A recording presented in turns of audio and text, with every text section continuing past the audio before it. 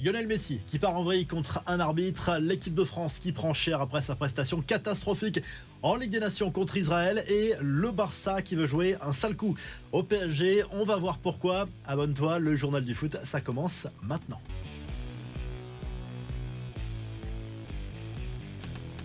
Une bien triste soirée à oublier d'ailleurs pour les Bleus, un stade de France aux trois quarts vide, c'est tout simplement du jamais vu, mais surtout une prestation très décevante contre Israël avec un 0-0. Bien triste pour les joueurs de Didier Deschamps dans cette Ligue des Nations, une soirée clairement à oublier, mais l'essentiel est assuré, la qualification pour les quarts de finale de cette compétition. Il faudra maintenant aller chercher la première place du groupe dimanche en Italie à Milan. Barcola et Olise ont manqué d'inspiration. Kolo Muani et Zaïre Emery sont repartis frustrés. Quatrième match nul et vierge de l'année pour l'équipe de France. C'est un vieux record qui vient d'être dépoussiéré. Daniel Riolo a clairement fracassé les Bleus après cette prestation indigente en pointant du doigt le responsable. Selon lui, c'est le sélectionneur Didier Deschamps. La France est absolument minable. Cette équipe de France ne ressemble plus à rien. Elle fait fuir les gens, a lâché le journaliste sur RMC qui n'épargne que N'Golo Kanté. Deschamps qui a été relancé, lui, sur le sujet Kylian Mbappé et sa méforme actuelle.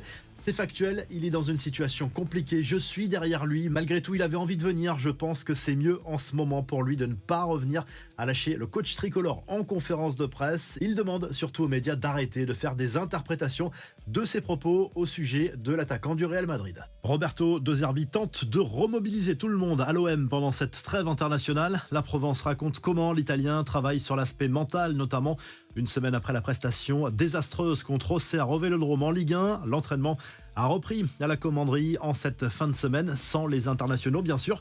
Le coach olympien a pris le temps de décrypter son coup de gueule de l'après-match, même s'il n'a pas encore digéré l'humiliation. De Zerbi n'a jamais pensé en réalité à démissionner. Ce n'est ni son genre ni son éducation de fuir dans la difficulté, explique l'Italien. En fin de séance, il a pris Jonathan Rove et Mason Greenwood, chacun leur tour en tête-à-tête.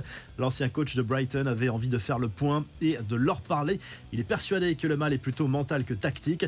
Le staff de l'OM qui prépare le match contre Lens, mais aura à cœur de régler ce syndrome Vélodrome avant le prochain match à domicile. Le 1er décembre prochain contre Monaco, ce sera très important pour les Marseillais dans cette saison.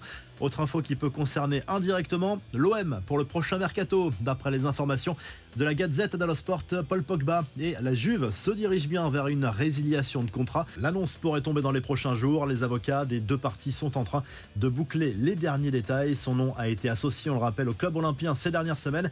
La MLS tient aussi la corde pour le relancer l'été prochain. Randal Kolo Muani sort du silence sur sa situation au PSG après le match de l'équipe de France au cours duquel il a été plutôt décevant jeudi soir. Le buteur parisien a été interrogé sur son avenir.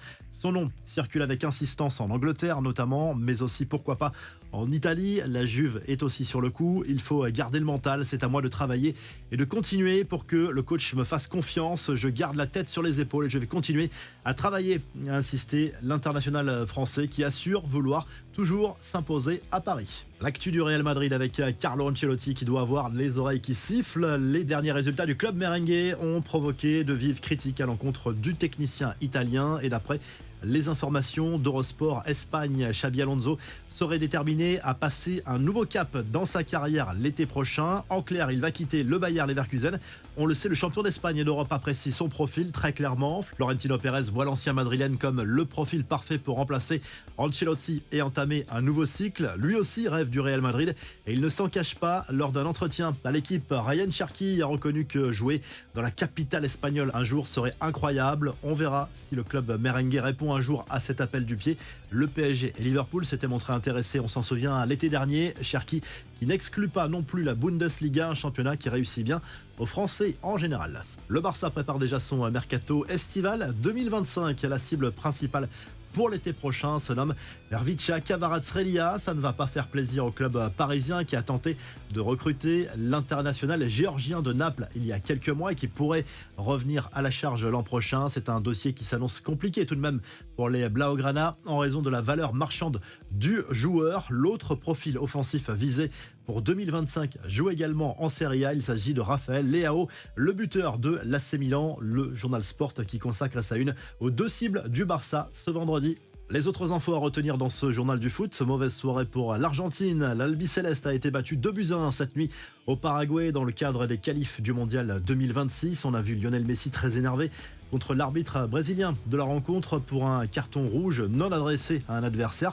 L'ancien joueur du PSG a eu des propos extrêmement grossiers, mais visiblement tout passe avec lui. Tu te chies dessus, je ne t'aime pas, aurait lancé Messi selon plusieurs médias argentins. Malgré ce revers, l'Argentine reste première au classement avec 3 points d'avance sur la Colombie. Anecdote sympa sur ce match, la fédération paraguayenne avait pris une mesure assez stricte à destination des supporters venant au stade.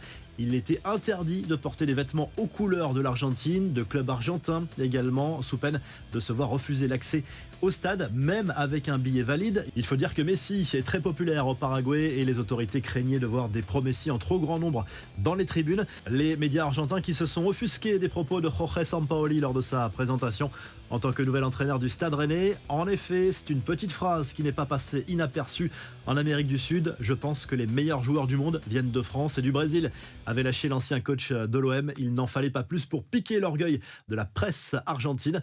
De son côté, le Brésil a concédé le match nul au Venezuela. Score final, un but partout. La Seleção qui poursuit sa convalescence avec son nouvel entraîneur, Dorival Junior, prend néanmoins son 7e point en 3 rencontres et se replace dans le haut du classement en 3e position. Mais elle peut clairement avoir des regrets. Un poteau après une action splendide et un pénalty manqué pour Vinicius comme fait majeur de cette rencontre.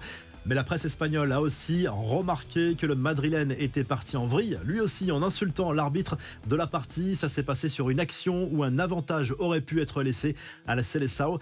La FIFA présente le trophée du mondial des clubs à quelques mois de la première édition aux États-Unis dans une nouvelle formule à 32 équipes. Un trophée plaqué à l'or 24 carats. Il comporte des icônes, des images qui illustrent la tradition et l'histoire du football, une carte du monde et les noms de toutes les associations membres de la FIFA. 31 des 32 équipes participantes sont déjà connues. Le PSG sera de la partie. Le dernier billet sera pour le vainqueur de la Copa Libertadores, dont la finale 100% brésilienne opposera le 30 novembre l'Atlético Mineiro à Botafogo. C'est tout pour aujourd'hui, abonne-toi, le journal du foot revient très vite.